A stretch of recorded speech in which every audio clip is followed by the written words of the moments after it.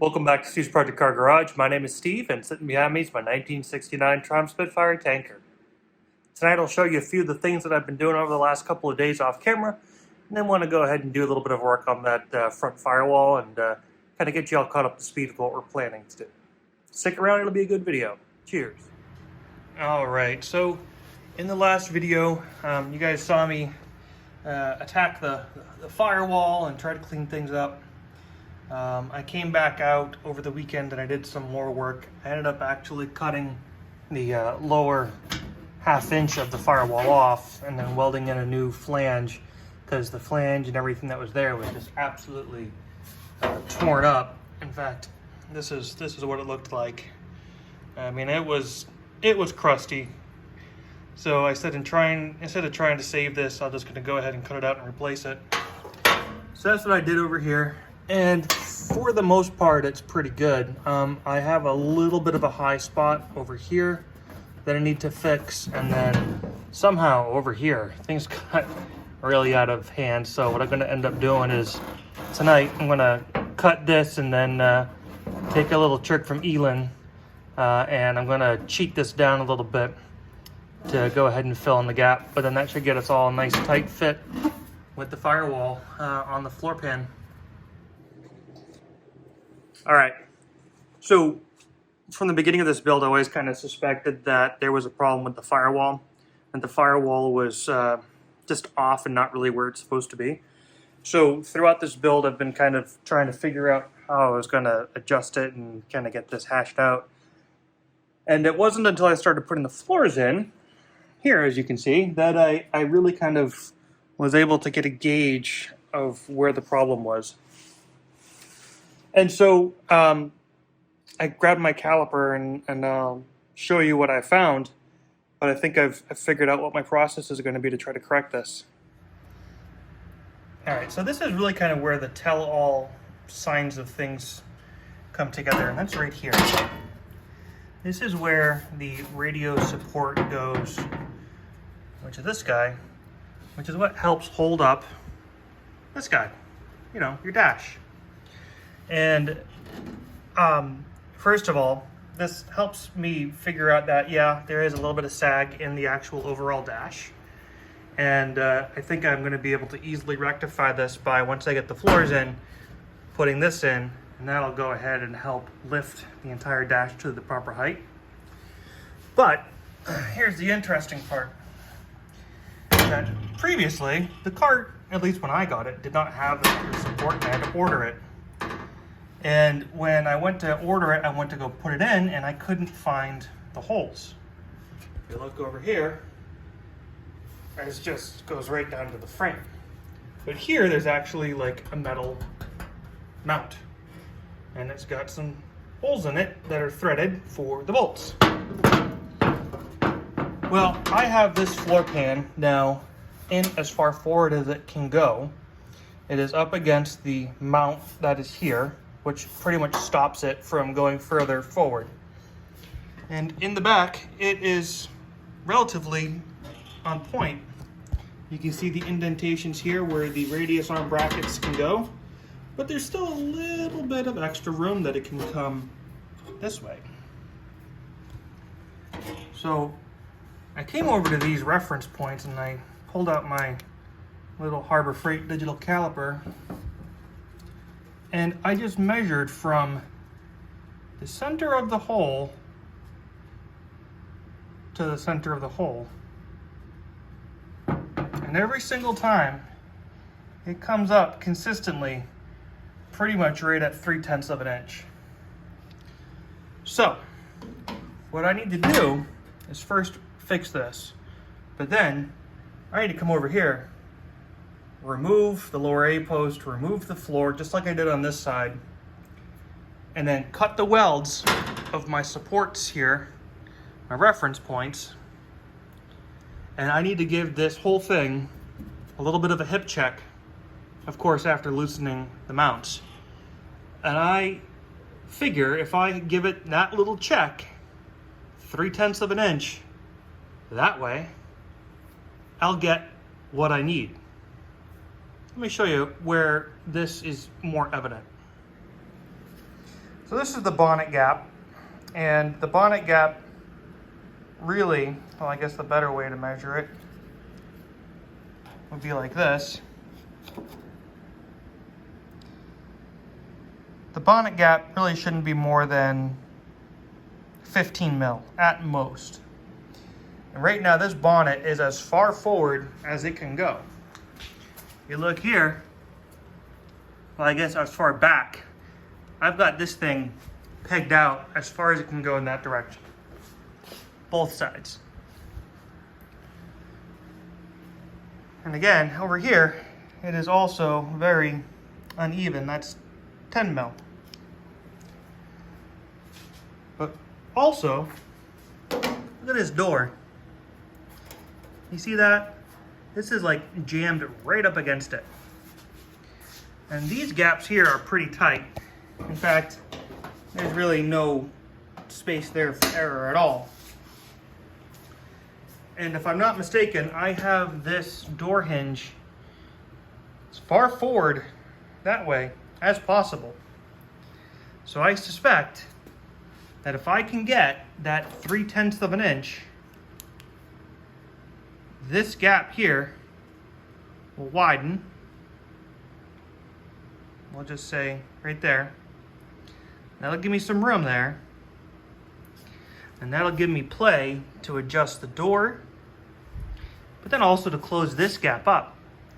Because again, this gap has been wider. However, I've been able to get it down, but I don't believe that it should be any more than 15 mil.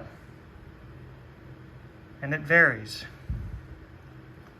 So I know that I've got adjustments to make with the vertical as far as the gap is concerned, but I think that's going to start driving things home, because then I can move the whole bonnet that way, which would potentially give me more room. Let me know what you think in the comments. Let me know if you think I'm absolutely crazy, but I think that's what needs to happen. And I think it'll be relatively simple to do by cutting this out, fixing the floor, and then just kind of giving it a smudge that way. I don't know. What do you think? So that's the plan for the firewall. Leave me a message in the comments. Let me know what you guys think.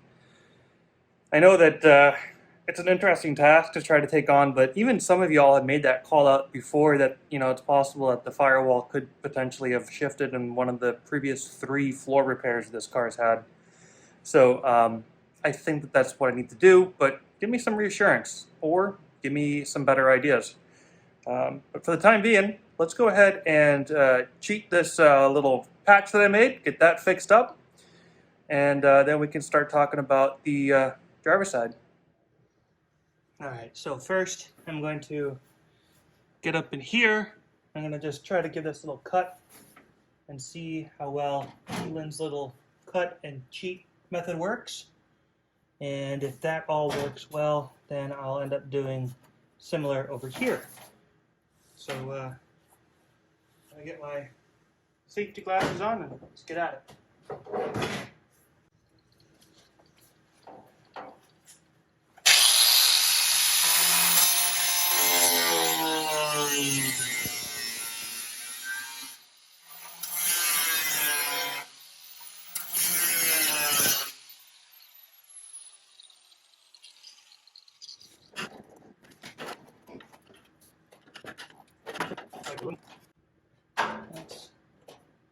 Yeah, that's really about what I need. That's a pretty big gap to fill, but pretty sure I could do that without a problem. Let's switch gears to welding.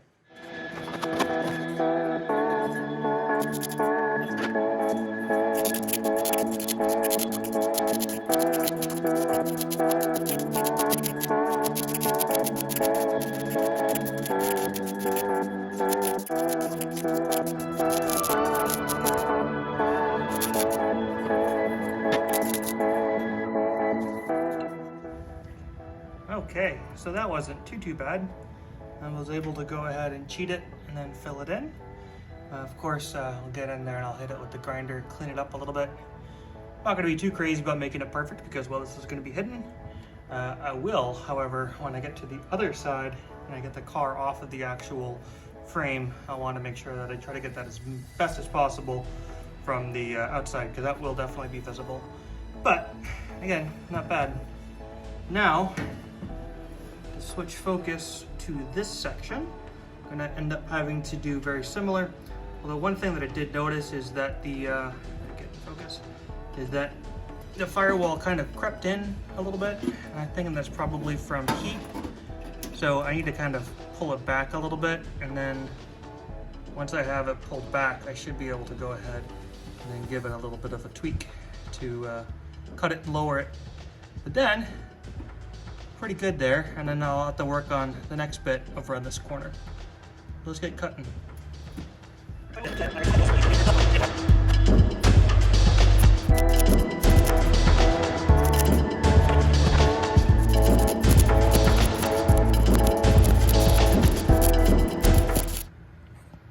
All right, there we go.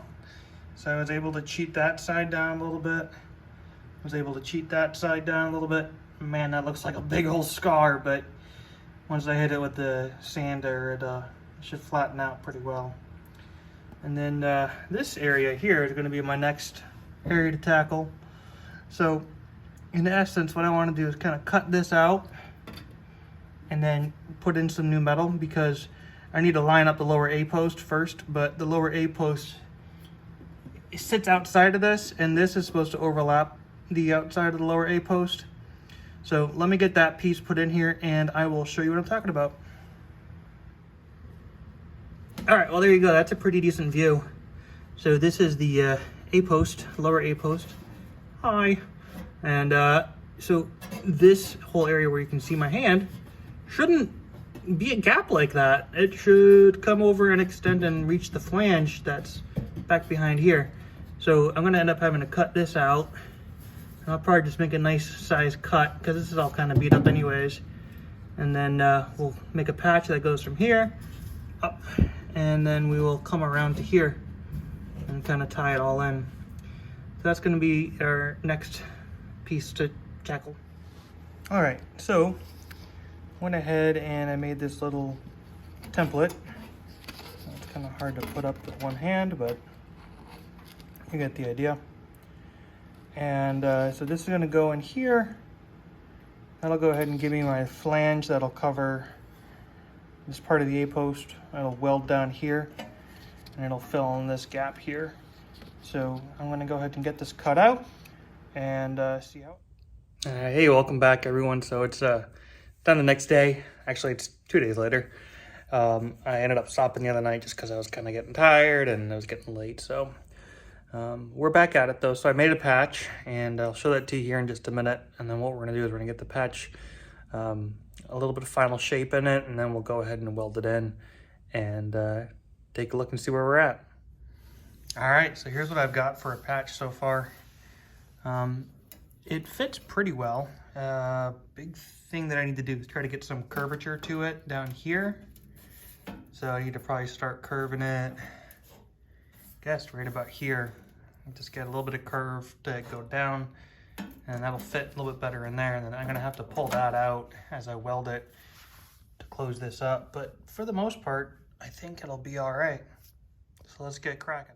All right, well, here we go. I mean, it's not the prettiest thing in the world, but it'll work. I still haven't cleaned it up.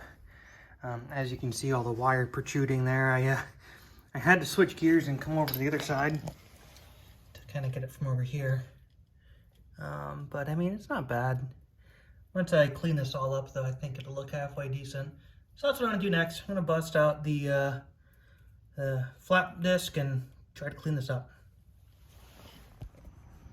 All right, well, there's the semi-finished product. I'm done for the night, and I'm gonna be wrapping up the video just because it's starting to get a bit long, but it doesn't look too bad. It cleaned up relatively nicely, and this will all be covered by paint and carpet, so I'm not worried about it looking perfect, but I'm pretty happy with it. And if you see now, the A-post does line up nicely with that patch, and if I were to slide the floor in there, you would see that it's pretty darn good. So, I also spent some time working on this area here where there was a bunch of tin worms, as Helan would say. And I got that kind of cleaned up and welded in a good bit. I still got a little bit of work to do here, but I'm happy with it. Come around here, you can see the lower A post fits pretty nicely. There's the seam there. This will have to get closed up and welded, but it's decent. And then we come around to this side, and let's see, there you go, you can see there. Again, I wasn't able to clean up this metal as well as I wanted to because I had the wheel still on, but I can get to this once I take the actual body off the frame. I should be able to get this nicely at that point. All right, so that's gonna do it for tonight. Appreciate y'all tuning in and watching the video. It's now about 10:30, and I'm gonna go jump in the shower and maybe have a cold one. So if you haven't done so already, please make sure you go ahead and click that bell, click that subscribe button. Let me know you guys enjoy these posts. And just please remember, when you're working on your other cars, make sure that you are not the dreaded previous owner. Cheers.